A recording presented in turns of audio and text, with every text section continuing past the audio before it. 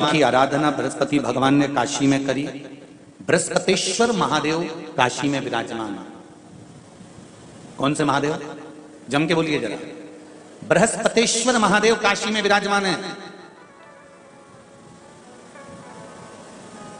जो अंगूठी में पुखराज नहीं पहन सकते,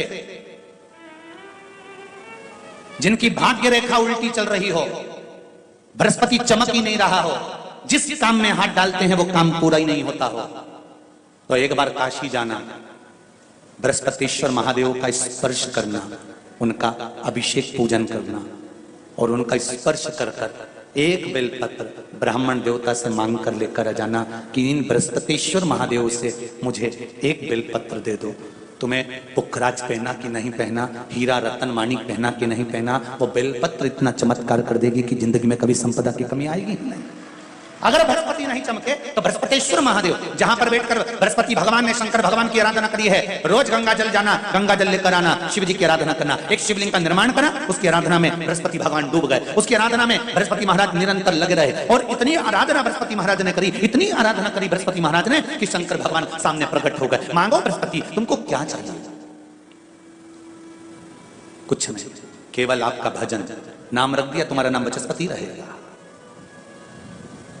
बृहस्पति भगवान का एक नाम बचस्पति भी रख दिया और तुम साधारण नहीं रहोगे। तुमने मेरी आराधना करी है तो देवताओं के गुरु बनकर विराजमान होगे। अब अभी तक 2 भार इंद्र के पास में थे, बहुत ध्यान देकर समझना ये नवग्रह कथा को। 2 भार थे इंद्र के पास। इंद्र देवताओं के गुरु भी बनकर बैठे थे। देवगुरु बृहस्पति की जगह पूर्व में इंद्र ही देवगुरु का पद संभालना और देवराज का पद भी इंद्र के पास में था। कौन कौन से पद थे? जम के बोलो जरा। पहला पद देवराज इंद्र का, दूसरा पद देवगुरु, देवगुरु का पद भी इंद्र के पास में था और देवराज का पद भी इंद्र के पास में था। ये 2 पद जब होता है साधारण भाषा में, आप ले लीजिए, किसी के पास में अध्यक्ष का पद भी है, किसी के पास में और कहीं का पद भी है, 2-3 पद उसके पास में विराजमान है, तो उसके पास में 2-3 पद अगर विराजमान है तो फिर उससे अगर एक पद ले लिया जाता है तो उसको अहंकार आ जाता है, उसको गुस्सा आ जाता है कि बताओ अभी तक तो मुझे पूछा जा रहा था, अब तुम तो वो पद पे भी जान दो। जैसे तुम किसी कुर्सी पर बैठे हो, कथा सुन रहे हो और इतने में कोई रिश्तेदार बाहेती जी का आ गया और तुम बढ़िया आराम से बैठे थे और बैठे बैठे इतने में बाहेती परिवार से कोई आया और उसने तुमको उठाया, प्लीज थोड़ा सा, और तुम्हें उठाकर दूसरी जगह बिठा दिया और उन्होंने अपने वाले को कुर्सी पर बिठा दिया। अब बोलो, जो उठा, जिसको उठाया था उसका भगोने जैसा मुंडा हुआ कि नहीं हुआ? अरे बोलो तो। अपन दूर कथा नहीं जाते, कथा अपने ऊपर लेके चलो कि अपन कैसे समझें इस कथा को। बहुत अगर गहन तत्व की कथा सुनेंगे तो समझ में आएगी नहीं। यहां से सुनी, यहां से निकाल दी, बच्ची कुछ ऊपर से निकल गई और मालूम पड़े थोड़ी देर बाद माताएं कुर्सी पे बैठी। अब फिर तो अपन तो अपने पर लेकर चलो ना, कि जैसे कोई आप कुर्सी पर बैठ गए और इतने में इनके रिश्तेदार कोई आए और आने पर उन्होंने कहा दिया तुम यहाँ से उठो, दूसरी जगह जाके बैठो, इतने में तुमको बुरा लग गया, बुरा लगा, मुंह भगोने जैसा हो गया, गुस्सा आ गया। उसी तरह इंद्र के पास में 2 सत्ता थी, एक देवराज इंद्र थे और दूसरे गुरु का पद भी इंद्र के पास में था। देवताओं के गुरु बनकर इंद्र घूम रहे थे, पर अब उल्टा हो गया। शंकर भगवान ने बृहस्पति महाराज को देवगुरु बना दिया। अब जैसे देवगुरु बनाया तो इनका इंद्रदेव का मुंह, अरे बोलो तो तुम, भगोने सा हो गया, कुर्सी उतरी कि मुंह भगोड़ा उड़ा। अब इनका मुंह भगोने जैसा हो गया तो गुस्सा तो गुस्सा। इतने में इंद्र ने, बृहस्पति महाराज देवगुरु बन गए, इंद्र सिंहासन पर बैठे थे, अप्सराओं का नृत्य देख रहे थे। वहीं से देवगुरु बृहस्पति का आगमन हुआ। बृहस्पति महाराज जैसे ही आए तो इंद्र तो सिंहासन पर बैठकर पूरा अप्सराओं का नृत्य देख रहे थे। उनको देवगुरु बृहस्पति से मतलब ही नहीं था।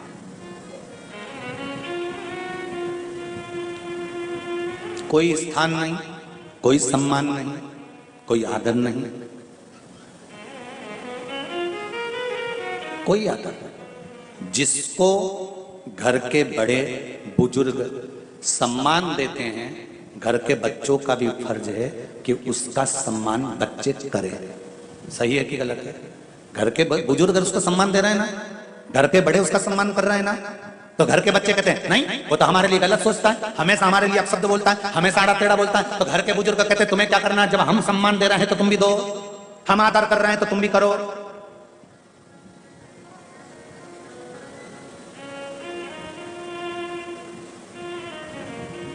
पर नहीं महाराज, आदर आप भी करो, सम्मान आप भी करो, पर वो आदर वो सम्मान बहुत मुश्किल। अब जब बृहस्पति महाराज का सम्मान नहीं हुआ, बृहस्पति महाराज वहां से उठकर चले गए, बोले नहीं।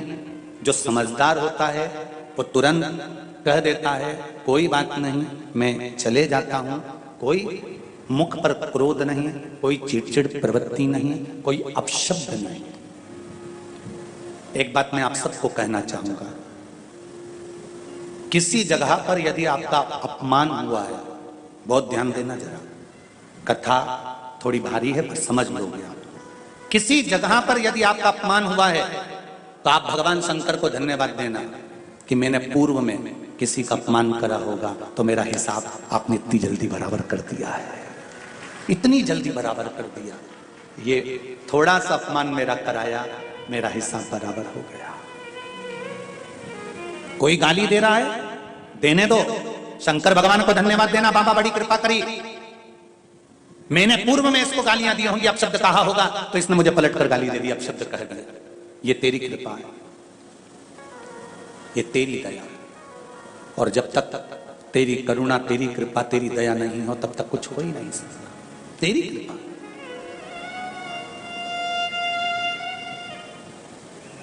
भगवान से कहो हे देवाधिदेव महादेव, मैं ये नहीं कहता कि मुझे रोने मत देना,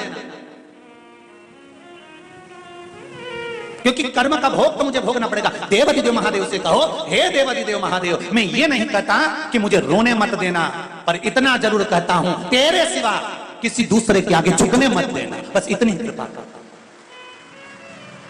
मैं ये नहीं कहता कि मुझे रोने मत देना, बस तुझसे निवेदन है कि केवल तेरे दरबार के अलावा किसी दूसरी जगह पर मुझे झुकने मत देना, क्योंकि मैं जानता हूं अगर तू मुझे अपना समझता है, झुकने नहीं दे सकता तो फिर रोने भी नहीं देगा।